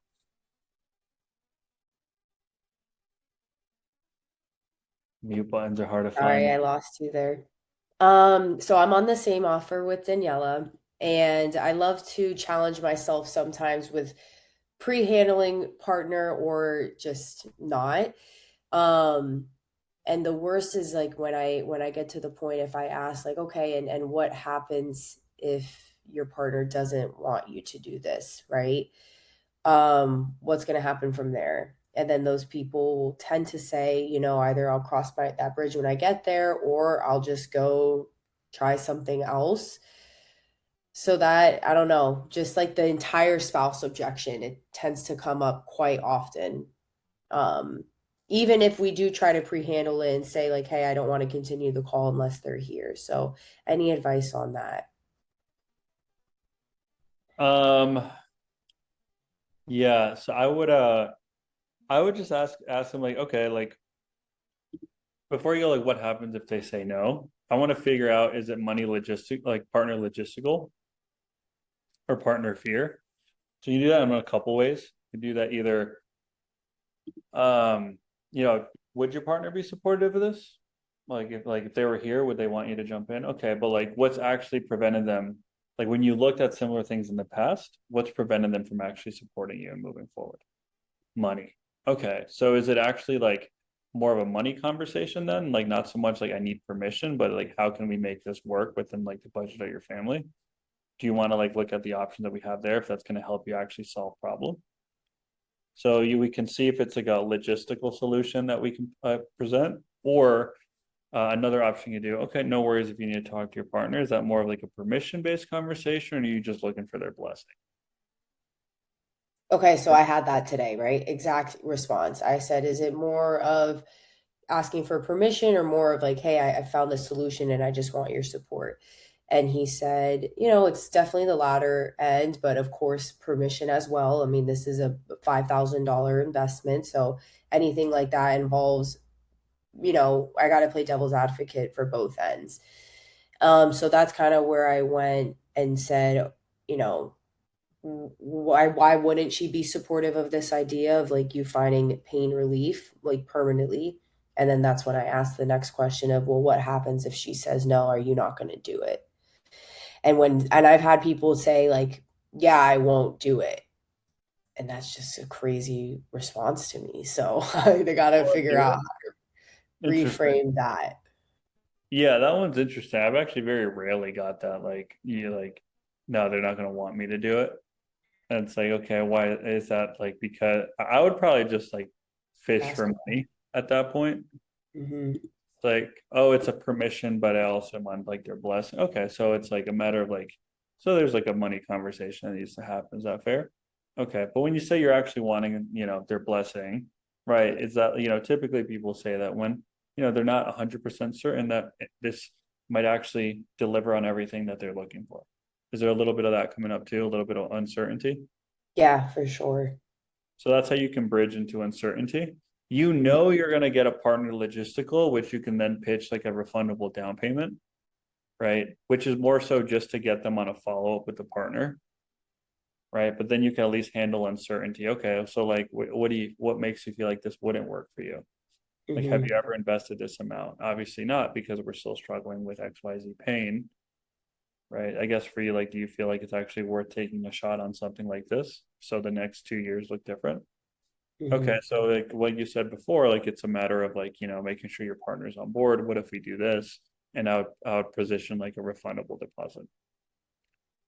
So do you suggest like when people do say I need to talk to my partner that I should be asking for a follow-up? Like, well, why don't the three of us get on a call? Is that what you're saying? But not yet, but not initially. Like first you need to smoke out if it's partner logistical or partner fear. Mm-hmm. Right. So get their like permission or get their blessing. And the verb blessing is very, or the word blessing is very important, right? Because if you say it's a respect thing, that opens a whole nother can of worms, right? Is it just like permission or a blessing? If it's permission, cool. Like it's like a logistical conversation. Is that like amount about the size of the investment, or is that because like you've actually never invested in something like this? If that's the case, refundable deposit for follow up. But if that's not the case, if it's more about, I just want to make sure that they're on board, that I don't invest in something that doesn't work, it's an uncertainty conversation. I want to handle that on the call because it has nothing to do with the partner. They're just looking for Right. external validation. Right. Yeah, that's definitely the uncertainty part. That part makes a lot of sense. And I don't think I'm realizing that until like after the fact. So, okay. What's the Thank price you. point of your offer? It's 5,000. We have 100% success rate, and it's a 16-week program, but we have no payment plans. Like the only option is 5K one time. You can pay it within 30 days. If you spread it out anything longer, it's 6,000. So three payments of two, whatever. Unfortunately, like we lost, like Split It and Klarna. No, Split It was the best. Every single close I've no. had was Split It. Yeah. So we're really, really trying to work on that because with some of these people, it's their hands are tied and they can't really financially make it work. So that's something we Yeah. actually addressed today to try to get some better options. But it's just 5,000. Yeah. Yeah. Split it, Clarity Pay, those are all really good right now. Pay, I think we brought that up today. And that one's good for people with like low credit scores too, right? Yeah, like if you're using it through fan basis, it'll approve anyone from like a mid 500. And if you're using it on WAP, it'll approve anyone starting at like a 620. So it's good. Yeah. The better the credit score, the better the terms, obviously. Damn, we need to get that one. Because I do feel our close rate would be much higher if we just had some more options for these Oh, people. for sure. Yeah. I mean, a Yeah. lot of the sales, like it's easy to be like, hey, if you could just reframe all these things like to like, the 10th degree, which is true. You got to improve your skill set, but like just having more financing options is, it's going to make you money. How big is the sales team? One, I think it's two, 4 people, 4 or 5. Okay. there's like Where 5 of us. are you guys at in monthly rev? Like as a team? 100, around 100, it kind of Really? varies. But that was before, 100 was with 4 people around there. Because the lead flow is very, very low. Yeah, that's Very something low. good.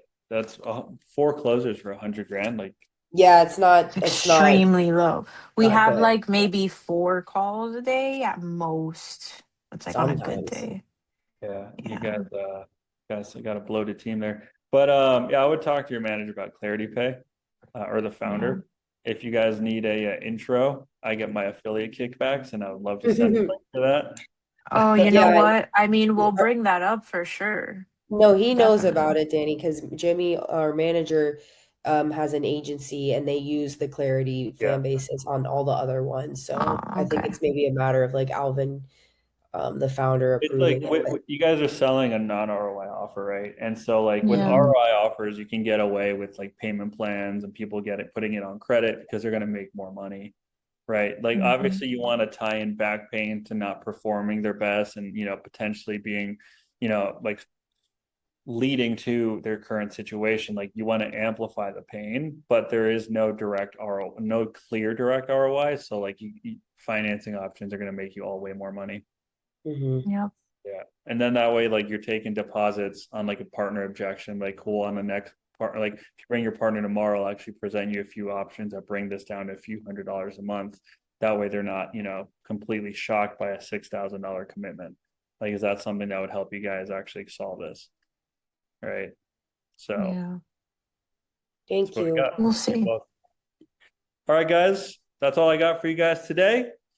you guys haven't yet, you guys can book a call with Linz or DM me Cafe if you guys are looking for some more hands-on support. We have quite an in-depth like training curriculum here, people selling on every offer. And so that's all I got for you. Other than that, I'll be at SalesCon this weekend. If anyone's going to be there, we'll see you guys out there. Gonna hang out with the rest of like the high ticket industry, and we'll see you guys next time. Thank you. Thank you so much. Later, Bye. guys. Good stuff. Bye. Bye.